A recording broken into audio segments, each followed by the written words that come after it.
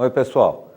Hoje nós estamos aí para ver um assunto dentro da genética que é o top em todos os vestibulares, que é a genética moderna, aquela genética que fala especialmente do DNA, o ácido desoxirribonucleico. Por essa maravilha que tem aparecido em todos os noticiários e em todos os vestibulares, nós temos visto que se considera hoje o século XXI como o século da genética. Vamos acompanhar isso daí nesse pequeno texto. A genética moderna. Todo o desenvolvimento tecnológico das últimas décadas tem demonstrado as maravilhas possíveis com os estudos sobre os ácidos nucleicos, DNA e RNA. São pesquisas nas áreas da agricultura, zootecnia e medicina, entre outras. Veja, por exemplo, clonagens, os transgênicos, os novos medicamentos, as vacinas e o transplante de genes. Todo esse desenvolvimento tem sido acompanhado com o desenvolvimento de novos equipamentos biotecnológicos que permitiram soluções de problemas com muito mais rapidez, tal como a conclusão do projeto Genoma Humano. Em relação a esses estudos e desenvolvimentos, marque as afirmativas falsas e verdadeiras nas frases que vêm a seguir. Primeiro, o DNA celular é constituído por nucleotídeos distribuídos em duas fitas antiparalelas. Notem, isto é algo bastante conhecido desde 1953, quando pesquisadores Watson e Crick, na Inglaterra, descobriram a estrutura tridimensional do DNA e realmente mostra que ele é constituído de duas fitas antiparalelas. O que vem a ser isso? Vamos ver então agora na próxima tela como é que nós podemos reconhecer essa estrutura. Vocês podem observar nesta imagem a figura superior à esquerda delimitada por uma elipse em vermelho. Verifiquem o item 1 ali dentro, o 2 e a letra T. Aquele 1 corresponde a um radical químico fosfato. O 2 corresponde a um açúcar, que no caso do DNA é chamado desoxirribose. E particularmente à direita, em fundo amarelo, tem com a letra T, uma base nitrogenada conhecida como timina. Esses três compostos formam o chamado nucleotídeo. Ele se liga a um nucleotídeo que está mais abaixo, notem, com uma elipse maior, porque é uma molécula que apresenta não a timina, mas sim a guanina em fundo alaranjado. É uma molécula praticamente o dobro do tamanho da primeira, da timina. Notem bem à esquerda da figura a posição 5, 3, com uma seta apontando para cima. Isto se refere à ligação química entre um carbono presente no açúcar do nucleotídeo inferior com um carbono, chamado carbono 3, que fica no nucleotídeo de cima. Esta ligação química permite a interligação desses dois nucleotídeos que estão em destaque. O mesmo você pode observar do lado direito da figura, só que de forma invertida. Note que não é 5, 3, é 3 embaixo, 5 em cima.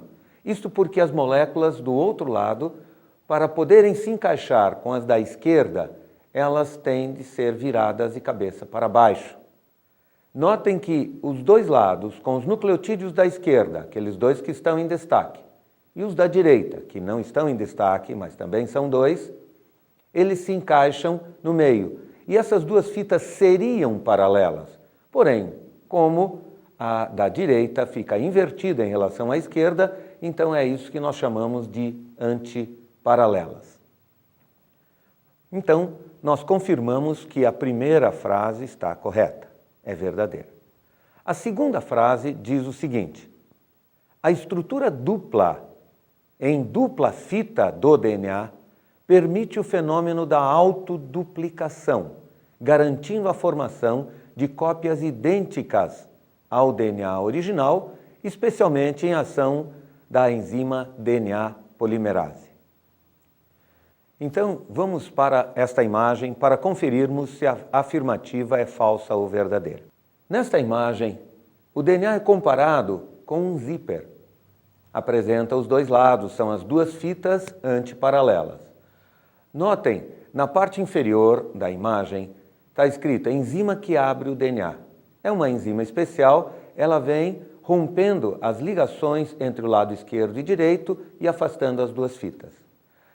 Essas duas fitas, uma da esquerda e da direita, vão servir de molde para a fabricação de dois DNAs exatamente iguais. É a autoduplicação. Notem do lado esquerdo a enzima chamada DNA polimerase, representada por um fecho de zíper. Vocês podem observar também, na parte central, novos nucleotídeos representados ali pelas figuras. Esses novos nucleotídeos são originários da nossa alimentação. Eles vêm e aí aquela enzima DNA polimerase, tanto da esquerda quanto da direita, também existe uma. Essas enzimas vão capturar esses novos nucleotídeos e vão encaixá-los junto à fita molde da esquerda e também à fita molde do lado direito. Esses encaixes são altamente específicos. Sempre que for um A de adenina, haverá um encaixe com uma nova timina. E sempre que for uma citosina, C, vai se encaixar com uma guanina, G. Sempre o encaixe é dessa forma. Assim, não há possibilidade praticamente de erros. A fita molde do lado esquerdo e do lado direito vão servindo realmente de base para o encaixe de novos nucleotídeos na parte superior. No final do trabalho, tanto do lado esquerdo, forma-se um lado novo, quanto do lado direito, e assim, ao término deste trabalho, o DNA estará duplicado. Chama-se autoduplicação por ser a única substância conhecida no nosso planeta capaz de passar por este processo de fazer cópias de si mesma através da ação destas enzimas. Muito bem. Nós vimos então que essa frase número 2, mais uma vez, é correta. Agora, a frase 3. Para que um gene, que é um segmento de DNA, possa se expressar, inicialmente deve ser transcrito, isto é, copiado. Este processo originará uma cópia de fita simples, denominada RNA. Mais uma vez, eu peço que vocês me acompanhem com a figura que vai aparecer, para que possamos avaliar se a afirmativa é falsa ou verdadeira. Vamos à imagem. Como você pode observar, nós temos na parte de cima uma fita dupla, onde está escrito à direita que é o DNA. E embaixo você vê uma fita em azul, onde está escrito RNA. Veja, o RNA embaixo é uma fita simples e em cima o DNA é uma fita dupla. Isso é típico dos DNAs celulares e RNAs celulares. Esse fenômeno da transcrição vai representar copiar um pedaço do DNA, ou seja, um gene. Observe, por exemplo, à direita você tem uma timina sendo combinada embaixo com uma adenina. O mesmo acontece dentro do DNA. Indo da direita para a esquerda, continua. E você observa, mais uma vez, uma timina em cima e o DNA e embaixo uma adenina, já do RNA em formação. E mais uma vez, uma terceira vez. Entretanto, na quarta sequência que nós temos ali, você observa que não é mais uma adenina no DNA. E esta adenina no DNA, ela vai se combinar com uma uracila no RNA. É uma diferença de extrema importância que você jamais pode esquecer. Nas moléculas de RNA, a timina será sempre substituída por uma uracila, representada pela letra U naturalmente. E aí, finalmente, você tem uma guanina no DNA que se combina com uma citosina para formar o RNA. Não há diferença mais alguma entre DNA e RNA. É sempre guanina com citosina, tanto em DNA e agora do DNA com o RNA. Depois de terminado esse trabalho, ou seja, o segmento, aquele pedacinho de DNA, ele foi copiado e formou um RNA. Esse trabalho é importante porque, em seguida, terminadas as combinações para formar o RNA, o DNA ele gira. Aquela parte que estava aberta, ela gira, volta para cima e volta a ficar fechada.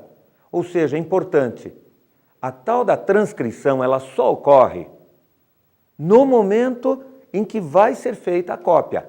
Abre o DNA, copia embaixo, forma o RNA e depois ela já em seguida volta a se fechar. Então, com isso, nós vimos que essa terceira frase também é verdadeira. Agora, nessa frase número 4.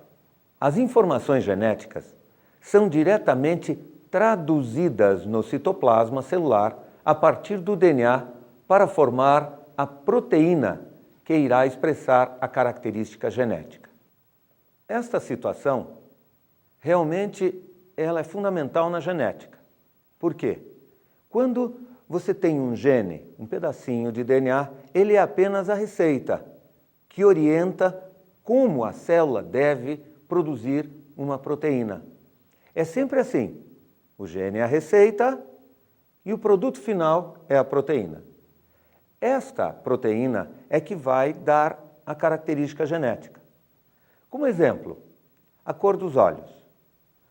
Se você tem um determinado segmento de DNA, ou seja, um gene, e ele ensina como fazer uma proteína chamada melanina, é a quantidade dessa melanina que vai ser produzida nas células dos teus olhos que vai determinar a cor desses seus olhos. Assim, se houver a produção de uma quantidade bem baixa da proteína melanina, você terá cor de olhos azuis, olhos bem claros. Se essa quantidade for média, já passa para os tons de verde. E se for em maior quantidade, passa para os tons de castanho. Quanto mais melanina, mais escuros, até chegar no chamado castanho escuro. Não existem olhos negros.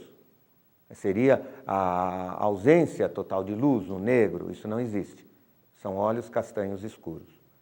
Mas você deve se fixar de que realmente é a proteína que vai lhe dar a característica genética.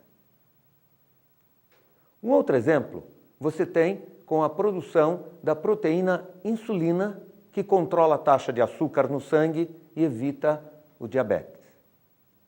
Note, também é uma proteína e também nós devemos ter, você tem um gene que ensina suas células a produzir essa proteína insulina. Qual é esse trabalho agora? Qual é o caminho que deve ser seguido para que se produza esta proteína na insulina, ou então ali nos olhos a melanina, enfim, milhares de proteínas que são produzidas para formar um ser vivo. Para que isso aconteça, a primeira etapa nós já vimos no item 3, que é a chamada transcrição.